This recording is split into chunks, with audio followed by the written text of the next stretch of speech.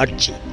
பாரத தேசத்தை நேசிப்பவர்களால் மட்டுமே பாரத தேசத்தை வல்லரசு தேசமாக உயர்த்திட முடியும்.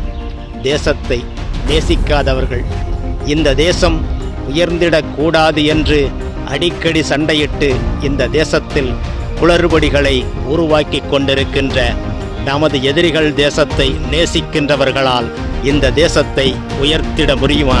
அல்லது இந்த மண்ணை உயர்த்திட வேண்டுமென்று உயிர்த்துடிப்பாய் வாழ்ந்து கொண்டிருக்கின்ற தேச வளர்ச்சியே தனது குறிக்கோளாய் கொள்கையாய் அதற்காகவே குடும்பம் துறந்து உறவுகள் மறந்து உழைத்து கொண்டிருக்கின்ற மோடியால் இந்த தேசத்தை உயர்த்திட முடியுமா? சிந்திப்பேன்.